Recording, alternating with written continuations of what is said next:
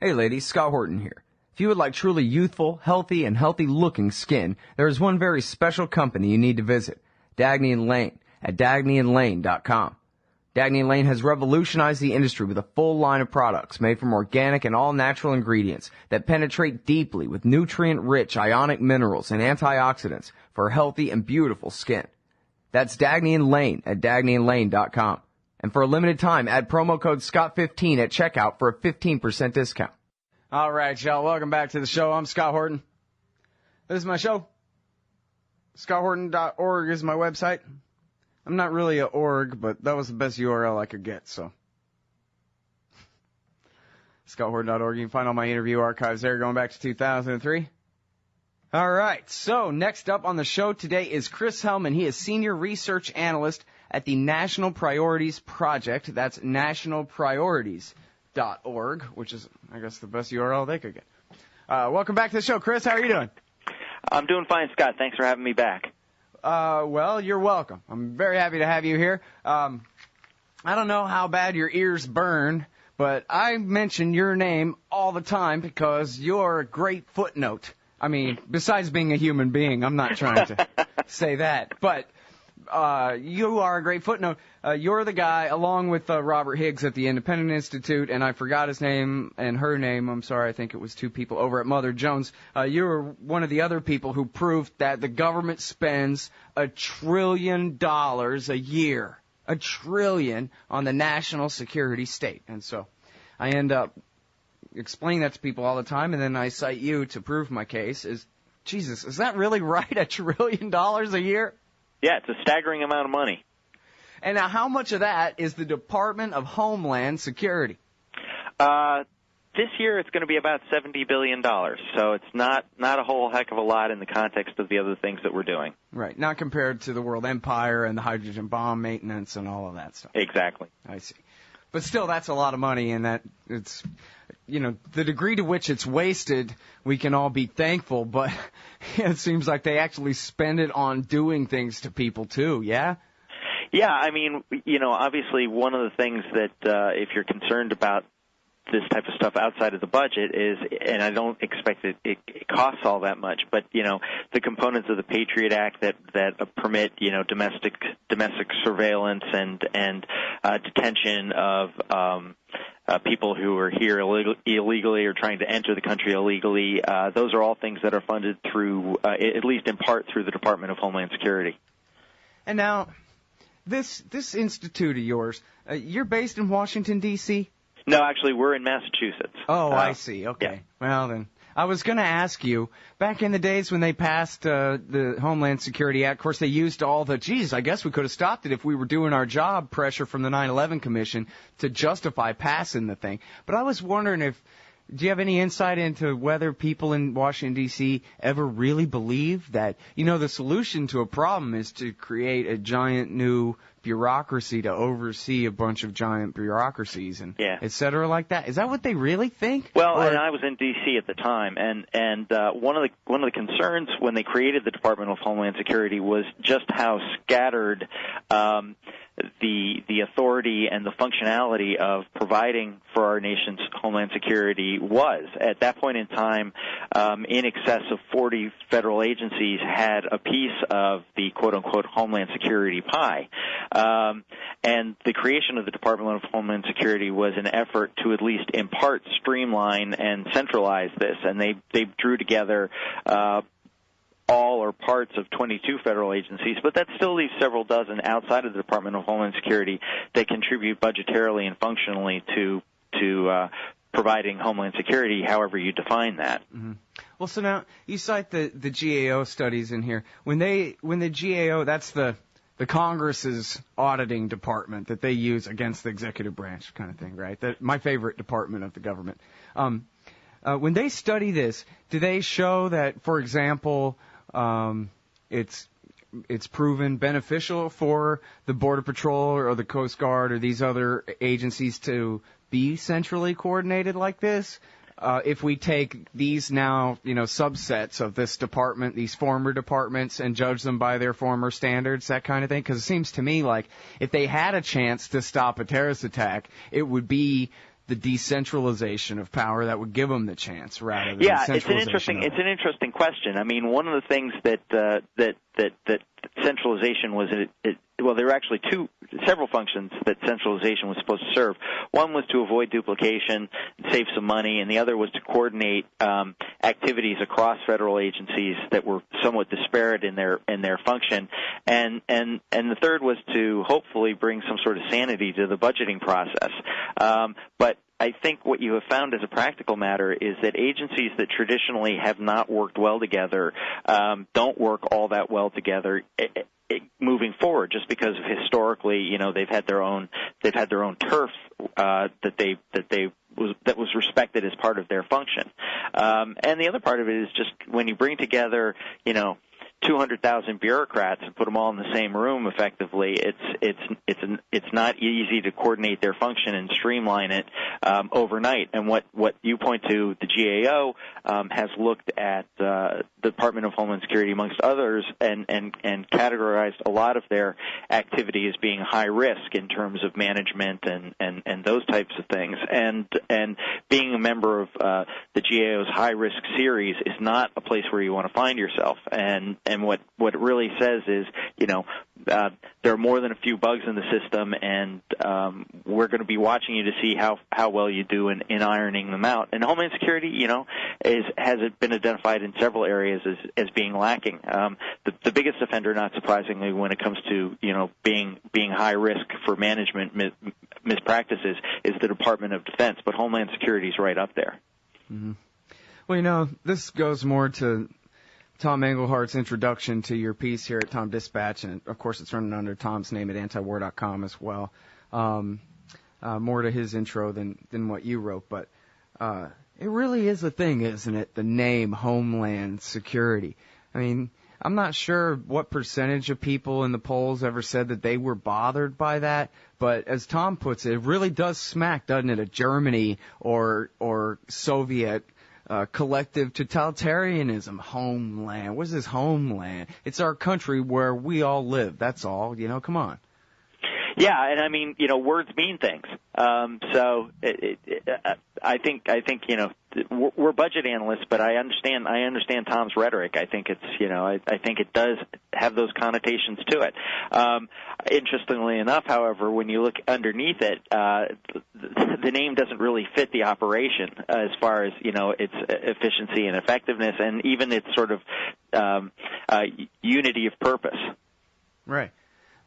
It seems to me like really, if it has a successful purpose anyway, it's just selling the idea that we need such a thing. Like, you know what I mean? It's like the Department of Homeland Security itself is just another bogus orange alert that we're all in such danger we even need one. When really, they just want you to be afraid enough that they can go invade Iraq.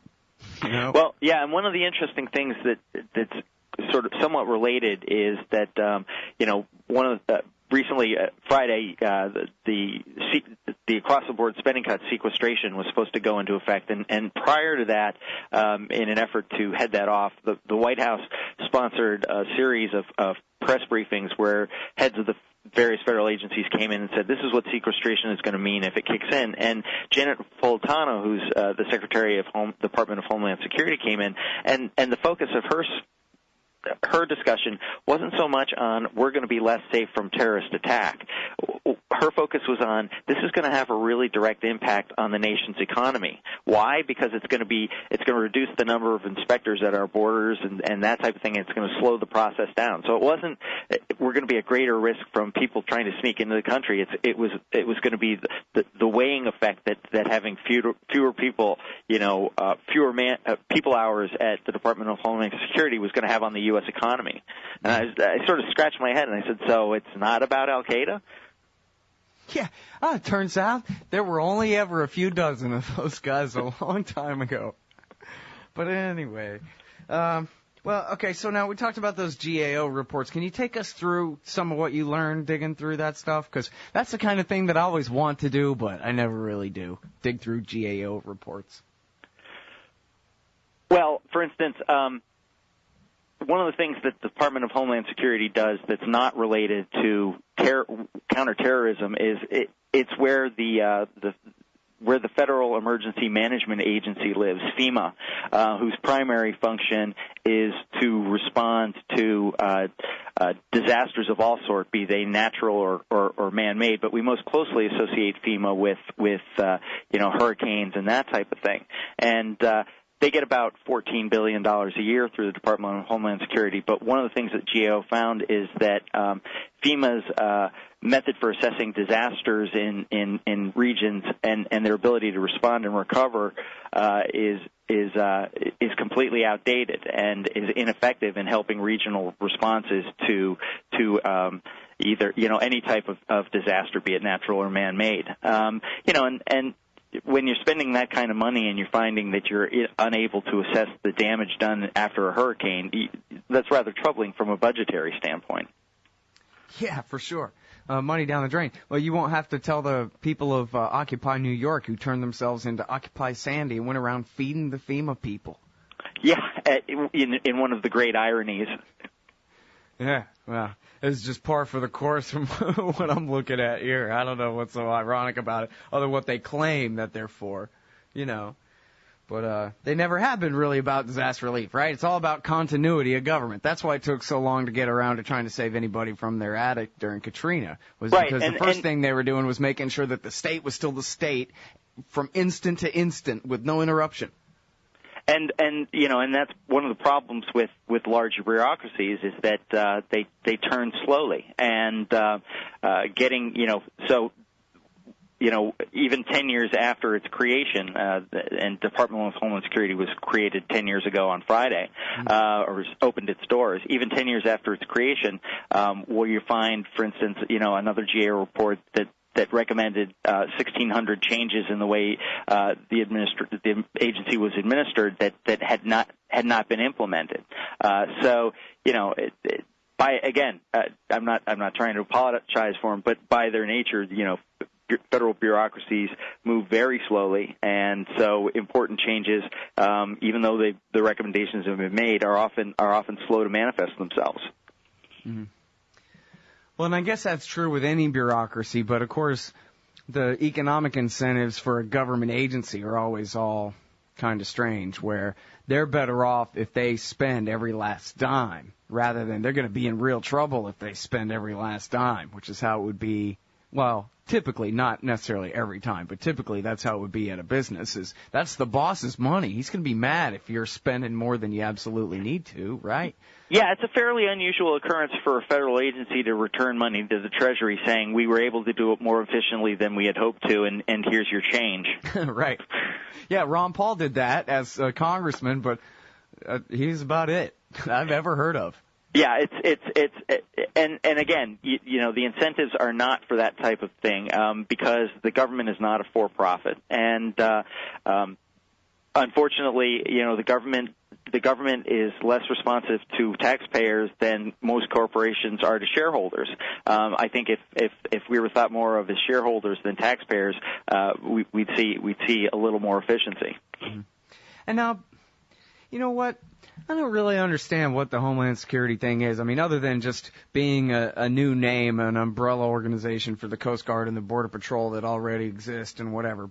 And I understand they have these fusion centers that are kind of just a new form of multi-jurisdictional task force like they've had for the drug war, which, I don't really like those. But, their whole thing is supposedly preventing a terrorist attack, right, being a Homeland Security. And so, but I wonder, do they compete with the FBI as far as actually trying to solve crimes or follow that Arab or entrap that idiot or that kind of stuff? Or they leave all that to the FBI still? And they just stand around guarding parking lots? Or who are these people? Yeah, it's a good question.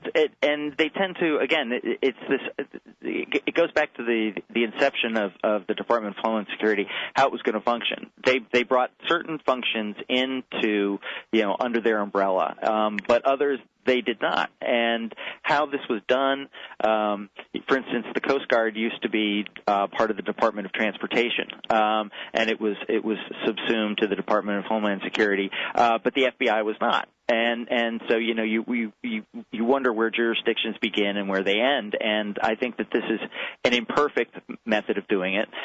They still farm that work out to the FBI and other intelligence gathering organizations, and there's a hope that that information is shared with the right people, not just at the Department of Homeland Security, but other federal agencies. But information flow is imperfect, definitely, between agencies. I mean, there are oftentimes situations where one hand doesn't know what the other is doing, and it's those cracks in the process that really render efforts in the direction of improving these things. It's where they fall down.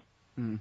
And the unfortunate part is you really only learn about them in many cases, despite the auditing that gets done. You really only learn about them in the practical situations where they occur. So, you cast your mind back to Katrina and the inability of FEMA to coordinate activities at the state and local level there. That was a real wake-up call, I think, for a lot of people. And fortunately for the people of the Mid-Atlantic and Northeast, those were lessons learned before Sandy came along. But unfortunately, in the future, I think we're doomed to see the impact of poor planning and poor coordination in other areas, and hopefully it won't be in the form of a terrorist attack. But you never know. Mm-hmm. All right, now here's the thing.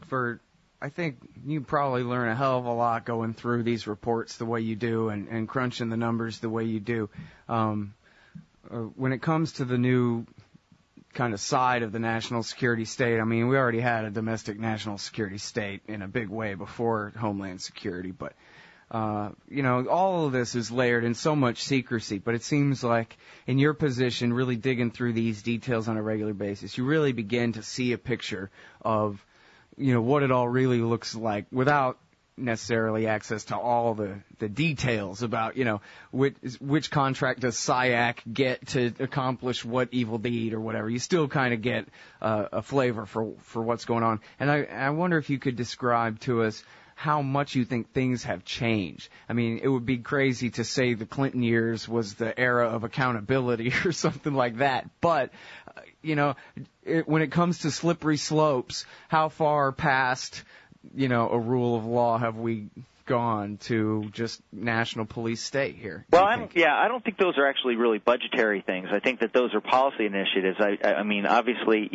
things like the Patriot Act have really changed the way we view personal privacy and the ability of government agents to reach into our lives. I think anytime you see any effort to regulate information on any level, you're witnessing a portion of that slippery slope. I can tell you that, as far as providing resources for law enforcement at all levels of government, those certainly have been, the spigots have been turned wide open, and how they're being utilized, that's a question. That's an important question, and budgets don't always show you the answer to that. Right. It's one of the things we tried to get at as we started building our work around the Department of Homeland Security and Homeland Security generally. And, this is an ongoing project for us. We expect to spend considerable time in the months and probably years again learning more about Homeland Security, because the truth of the matter is the reason we got into this was being able to follow the money is very difficult within the context of Homeland Security. And, we're dealing with individual agencies right now trying to ascertain exactly how they spend the money that's being allocated to them. And there's a real dearth of information. So, being able to figure out how the money's being spent is a real problem for us. But we know that there's an awful lot of money out there. I mean, annual Homeland Security funding went from about $20 billion a year in current dollars back in 2001 up to about $70 billion a year now. I mean, that's adjusted for inflation. That's a staggering amount of growth. That's almost like 4 times as much as we were spending on it before 9/11. And being able to track that money and know exactly how it's spent is a task right now that we're having trouble doing, and that's a concern for me. Yeah. Boy, and you think about all those officials and semi-officials and all those contractors, spending all that money. Each and every one of those people becomes a brand new vested interest in making sure that none of this ever goes away. Yeah, I mean, bureaucracies take on a momentum all their own. I spend a lot of time, for instance, looking at the Pentagon budget, and virtually every program and weapon and initiative has its own constituency, both in the industry and within the agency. And taking those on is a difficult thing to do. And as we learn more about the Homeland Security spending in this country, we recognize that situation is being replicated. And I suspect it's true, at the other federal agencies. I just don't spend as much time thinking about agriculture as I do about security. Right. Yeah, but you know what? Go take a look at Jim Bovard, and you'll cry your eyes out about agriculture. I mean, it's just an absolute catastrophe. It's as bad as you imagine, I promise. And again, I don't mean to single out that particular agency. They're just first in the alphabet. But right, I suspect no, of course. Yeah. That just makes them exactly the same as the rest, too. All right. Hey, listen, I really appreciate your time and your great work. It's always a pleasure. Thanks for having me on the show. All right, everybody. That is Chris Hellman. He is Senior Research Analyst at the National Priorities Project. That is nationalpriorities.org, and he's got this great piece co-written with Mattia Kramer under Tom Englehart's name, of course, at antiwar.com and at tomdispatch.com, the Shadow Boondoggle. That is Homeland Security. Hey everybody, Scott Horton here, inviting you to check out the Future Freedom Foundation at FFF.org. They've got a brand new website with new and improved access to more than 20 years worth of essays promoting the cause of liberty. And FFF's writers, including Jacob Hornberger, Jim Bovard, Sheldon Richmond, Anthony Gregory, Wendy McElroy, and more, aren't just good. They're the best at opposing and discrediting our corrupt overlords in Washington and their warfare, welfare, regulatory police state. That's the Future Freedom Foundation's new and improved site at FFF.org. Man, you need some Liberty stickers for the back of your truck. At LibertyStickers.com, they've got great state hate, like Pearl Harbor was an inside job. The Democrats want your guns. U.S. Army, die for Israel. Police brutality, not just for black people anymore. And government school, why you and your kids are so stupid. Check out these and 1,000 other great ones at LibertyStickers.com. And of course, they'll take care of all your custom printing for your band or your business at TheBumperSticker.com. That's LibertyStickers.com. Everyone else's stickers suck.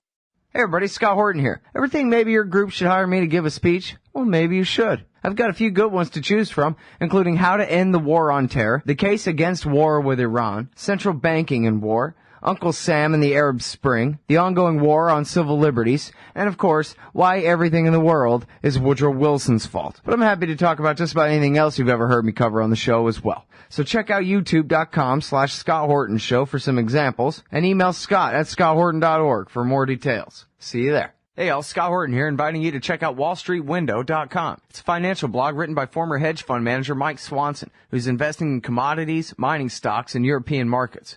Wall Street Window is unique in that Mike shows people what he's really investing in and updates you when he buys or sells in his main account. Mike thinks his positions are going to go up because of all the money the Federal Reserve is printing to finance the deficit. See what happens at wallstreetwindow.com. And Mike's got a great new book coming out, so also keep your eye on writermichaelswanson.com for more details.